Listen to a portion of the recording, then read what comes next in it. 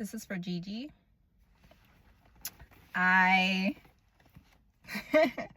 This is for Gigi. I have been sitting with my grief again and wanting to make space for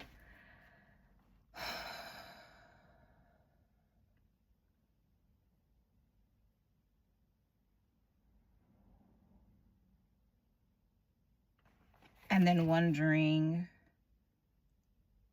what to do after. And a very important question that I asked myself was, how can I honor my grief? I'd been thinking about that, and I bought all these books. I bought all these books in anticipation for this particular time and season, and wanting to get ahead of it and prepare myself and let's go. I cracked myself up with that, but I was like, let's do this. And then the desire to move beyond, the purchases that I'd made, because that was fun. That was the fun part. Shopping, spending money that I don't have. That was cool, right? But then the studying, the meditating, the applying, the going deeper into, that's always a challenge for me, and I had to ask myself then, okay, read for what? What's the purpose? What's my intention behind this additional knowledge that I'm trying to attain? What am I trying to do with it?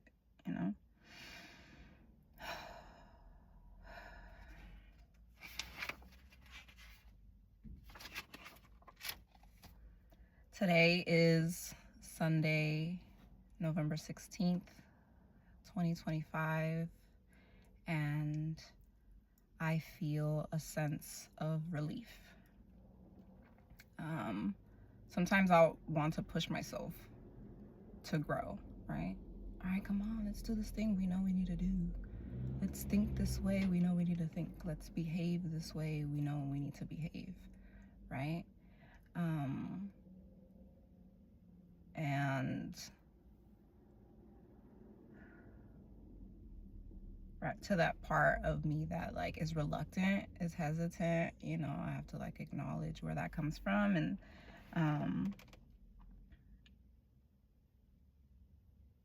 so I was like, my internal dialogue goes something like, oh, I don't want to read. Okay, why not? Oh, it's boring.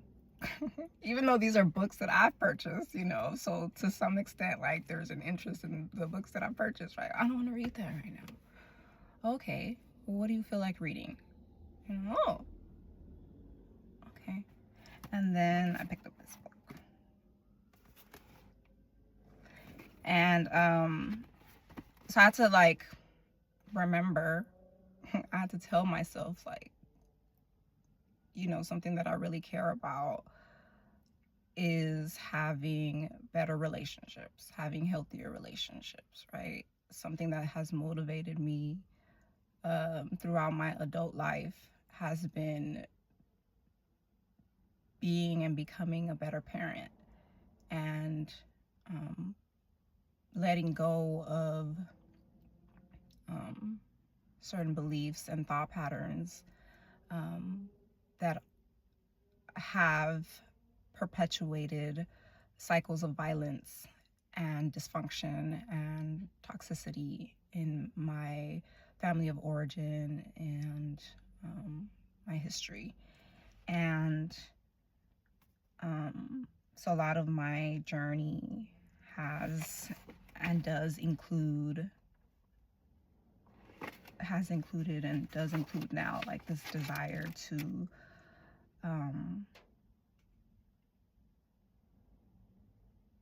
change, evolve,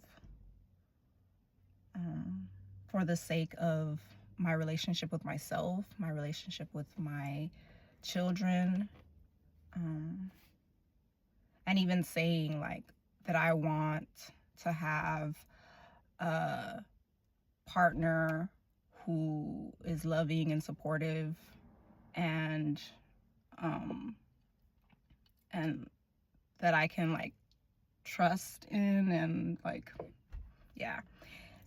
That's hard to say, like, and I was like, I don't want it to be hard for me to say the things that I want and need, you know. Yeah.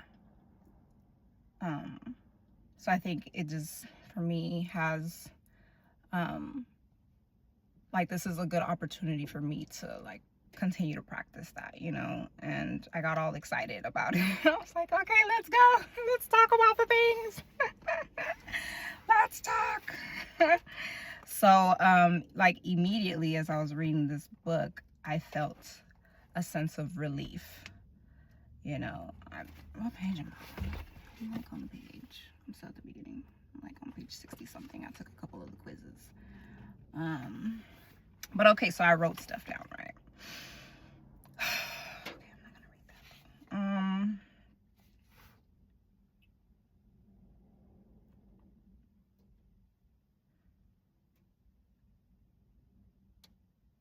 Sometimes admitting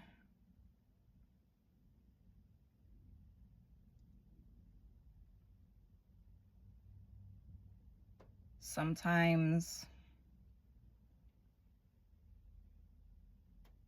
being loving, and then admitting that I want certain things or need certain things from people is scary. It's challenging seeing beyond my painful experiences, my painful past. It's hard seeing my present in a pleasant way, and believing that I'm safe now in this moment. I was talking to my friend a few days ago, and I was sharing with her that it's been challenging for me to see beyond, to plan for the future, and like hope and believe that there's more than the things that I've thought, the things that I've seen and experienced in the past, that sometimes feels really present to me, and it scares me, you know. So feeling like I have help and I have hope for my present and my future can be challenging, you know. And so sitting with my grief allows me the opportunity and the time to tend to my past selves, you know, in order to reclaim my experiences and say of them what I need to say to my past selves in order to offer healing, you know, and just space for things to exist and things to be real for me, you know, and to even like debate and argue about the way that I see things, you know, and then ultimately then decide and choose where do we go from here, you know, with what we know, with what we have, you know. And to choose like to be loving and to seek out healthy, good experiences, and to be open to receiving positive things and opportunities and people. Yeah, it's a whole it's a whole big process, right? And like, yeah.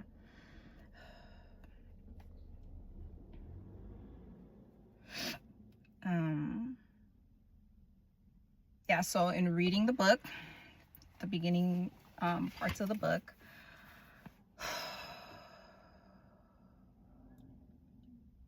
I've been reminded that I have had the tendency to want to control, want to hold on really tightly, excessively, And I have the capacity to coerce and manipulate out of fear, um, and under the guise even of it being love, self-care, personal development, growth, spirituality, religion. Um, and in the process of me wanting to hold on really tightly and control and people please and do whatever it is that I feel I need to do, I have the capacity to put people and places and experiences and activities and beliefs and systems on pedestals. And yeah, that's hard to see and to say about myself in a way that's balanced, because I understand a lot of why, you know. So when I say that I feel relief in the beginning parts of this book, um, it's essentially saying like, it's okay. It's in our nature to behave and react in the ways that we do, right? The need to attach is connected to our survival, right? So the part that was really interesting to me so far has been where the authors talk about our reaction to being apart or separated or feel threatened in some way, like we're gonna lose the people that we attach ourselves to. And in the past, I've reacted like like a couple days ago, yesterday, I've reacted in certain ways, you know, that like protest behaviors, they call it, right? And it can be labeled as crazy, right? Like, oh, you're doing too much. I will blow your phone up. And the book the book says that's okay. That's funny. The book says that's okay, you know, that I've done that. I don't need to be ashamed of my protest behavior because yeah, okay, no, but seriously, yeah, the ways that I have tried to hold on and survive make sense, right?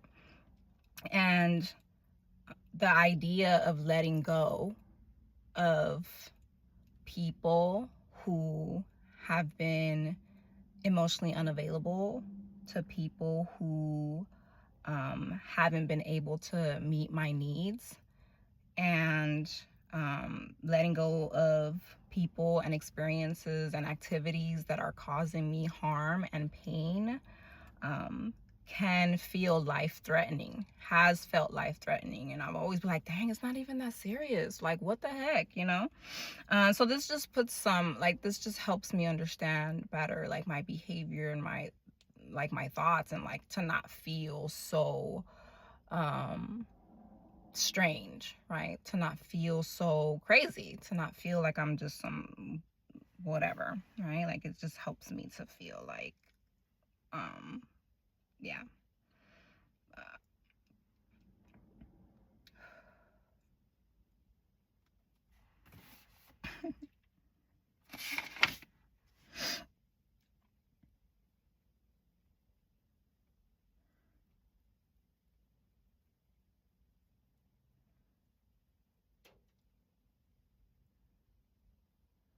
Yeah, so I'm reevaluating even this label that I've held on to in my recovery. I haven't really I haven't really set this up myself like a whole lot, right? Like, but I have said it enough for like that I'm codependent, right? Or I am a recovering codependent. right? And I've had this fear of like, oh no, I don't want to be codependent anymore, you know, like I don't want to need you, you know, I don't want to like have you step over my boundaries, which is, it's necessary and important to some degree because I've experienced abuse, and I've been enmeshed and things like that. And so having like that separation to some degree is important for me to know and be able to identify, right? But as I'm continuing to like move towards, I can say that like depending on others is not bad. Dependency is not a bad word. So I really enjoyed the example that they were giving about this couple who were having some challenges, and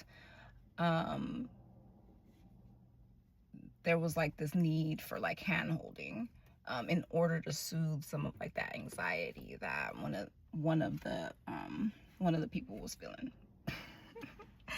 And yeah, I was like, that actually kind of resonated with me, because it'd be like little small things that I'm like, okay, well, I just want you to call me back, like call me back at a, you know, within a decent time frame, like really simple things, you know, so I don't freak out. And like, am I crazy? Like, I'll have those conversations and I'm like, no, like let's not put too much, you know. So anyways, I'm saying all of this to say that I'm looking forward to continuing to read the book and talking more about my attachment style, which I've been aware of for quite a while, but just with more context, and wanting to just offer myself continued support, and then also wanting to just be more honest and forthcoming. Yeah, that's really important, and that is what will continue to help me to not feel as afraid. I can continue to choose to be loving and to live a more full life. And I'm thankful for this time. I'm thankful for this channel. I'm thankful for what is to come, and I will hopefully be back soon, and I will talk more. I'll talk more with you. Okay, love you, bye.